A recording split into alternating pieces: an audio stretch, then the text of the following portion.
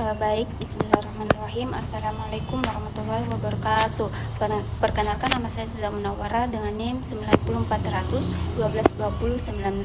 Ingin mempresentasikan materi kelompok 6, yaitu mengukur dan mengendalikan aset perusahaan.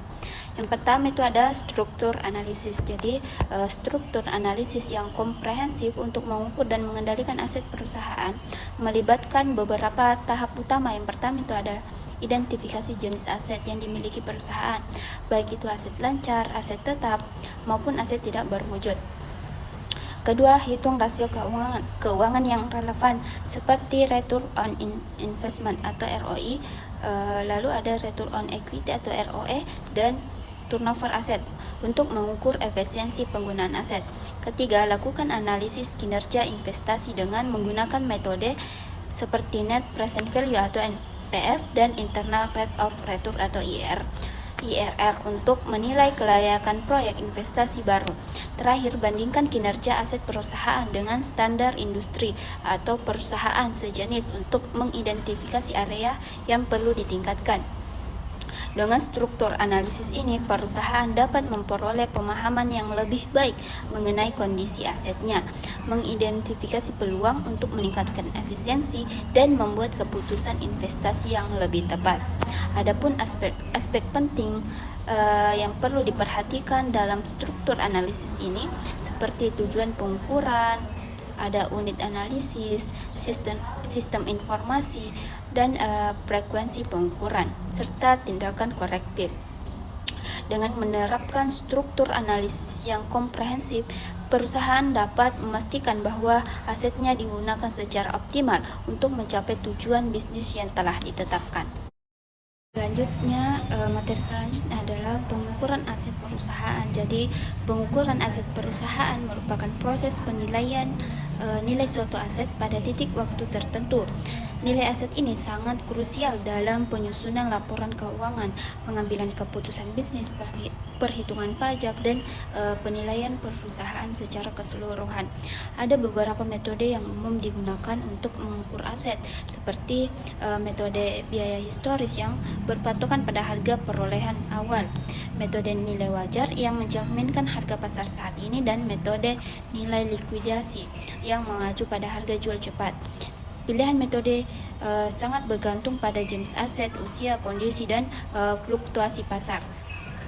Faktor-faktor ini secara signifikan mempengaruhi nilai aset yang tercatat dalam laporan keuangan. Akurasi dalam pengukuran aset sangat penting untuk memastikan laporan keuangan memberikan gambaran yang benar tentang kondisi keuangan perusahaan dan pendukung pengambilan keputusan yang tepat. Adapun contoh kasus pengukuran aset perusahaan, jadi ada contoh dari perusahaan manufaktur, yaitu aset tetapnya itu sebuah pabrik tekstil memiliki mesin-mesin produksi yang sudah berusia 10 tahun. Untuk menetapkan nilai aset tetap ini, perusahaan perlu mempertimbangkan biaya historis atau harga pembelian mesin saat pertama kali beli. Lalu ada depresiasi akumulasi, yaitu jumlah penyusutan yang telah diakui selama 10 tahun. Ada nilai pasar saat ini atau harga jual mesin jika dijual di pasar saat ini. Mempertimbangkan kondisi fisik dan teknologi yang sudah usang. Lalu ada nilai likuidasi atau harga yang bisa diperoleh jika mesin dijual dengan cepat, mungkin di bawah nilai pasar. Lalu ada inventaris.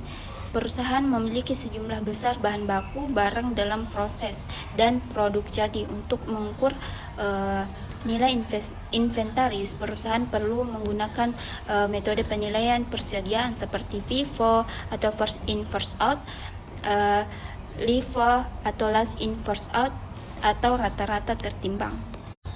Materi selanjutnya adalah return on investment atau ROI dan economic value added atau EVA. Jadi ROI dan EVA ini adalah dua metrik penting dalam pengukuran kinerja keuangan suatu perusahaan. ROI menghitung persentase keuntungan yang dihasilkan dari suatu investasi dengan membandingkan laba bersih dengan total investasi. Angka ROI ini yang tinggi mengindikasikan bahwa investasi tersebut menguntungkan, sementara EVA mengukur nilai tambahan ekonomis yang diciptakan oleh suatu investasi di atas biaya modal. EVA memperhitungkan tidak hanya laba bersih tetapi juga biaya modal yang digunakan untuk menghasilkan laba tersebut. Nah, dengan demikian EVA ini memberikan gambaran yang lebih komprehensif tentang kinerja suatu investasi karena mempertimbangkan biaya peluang dari modal yang digunakan. Baik ROI maupun EVA digunakan oleh manajemen untuk mengevaluasi efisiensi penggunaan modal, membandingkan berbagai proyek investasi dan membuat keputusan strategis.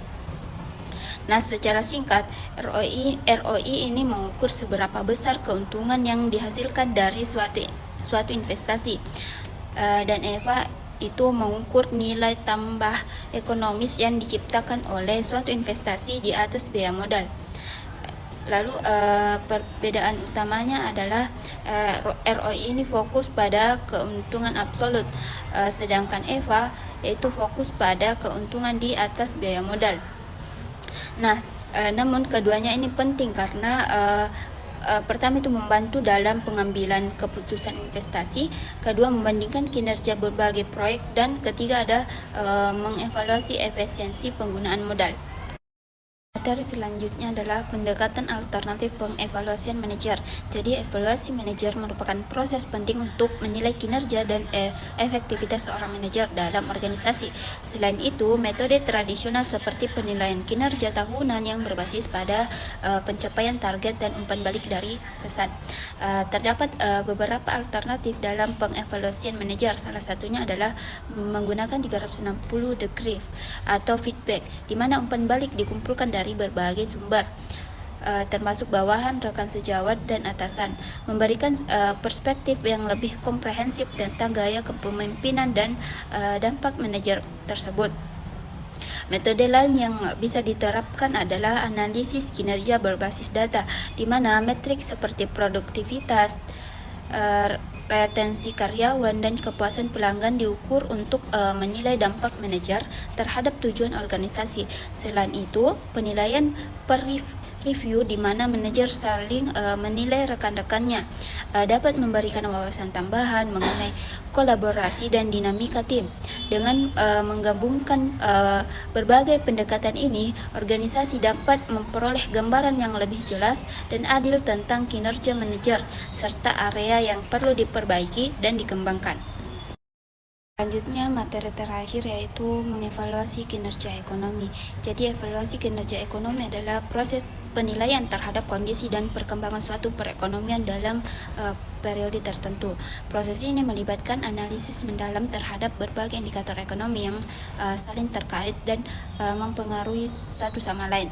Tujuan utama dari evaluasi ini adalah untuk mengetahui sejauh mana suatu perekonomian mencapai tujuan-tujuan ekonomi yang telah ditetapkan, seperti pertumbuhan ekonomi yang berkelanjutan, stabilitas harga, tingkat pengangguran yang rendah, dan distribusi pendapatan yang merata. Indikator-indikator ekonomi yang umum digunakan dalam evaluasi kinerja sangat beragam dan dapat dikelompokkan menjadi beberapa kategori. Indikator makroekonomi seperti produk domestik bruto, tingkat inflasi, tingkat pengangguran, dan neraca pembayaran memberikan gambaran umum tentang kesehatan perekonomian secara keseluruhan. Sementara itu, indikator sektoral seperti produksi industri, pertanian, dan jasa memberikan informasi yang lebih rinci mengenai kinerja masing-masing sektor. Selain itu, indikator sosial seperti tingkat kemiskinan, indeks pembangunan, dan koefisien Gini juga penting untuk menilai keberhasilan suatu kebijakan ekonomi dalam meningkatkan kesejahteraan masyarakat.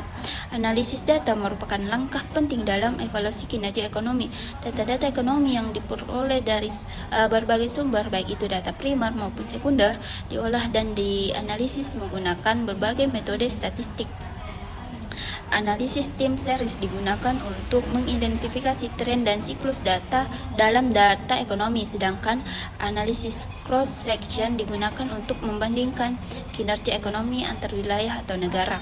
Analisis regresi dapat digunakan untuk mengidentifikasi hubungan kausal antara berbagai variabel ekonomi. Nah, hasil dari evaluasi kinerja ekonomi dapat digunakan untuk berbagai tujuan pemerintah. Pemerintah dapat menggunakan hasil evaluasi untuk merumuskan kebijakan fiskal dan moneter yang tepat guna mencapai tujuan-tujuan ekonomi yang telah ditetapkan. Adapun bank sentral dapat menggunakan hasil evaluasi untuk menentukan tingkat suku bunga yang sesuai dengan kondisi ekonomi. Nah, pelaku usaha dapat menggunakan hasil evaluasi untuk pengambilan keputusan investasi dan produksi.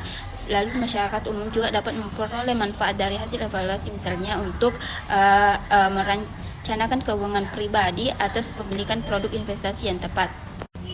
Tantangan-tantangan dalam evaluasi kinerja ekonomi cukup kompleks. Ketersediaan data yang akurat dan tepat waktu seringkali menjadi kendala terutama di negara berkembang.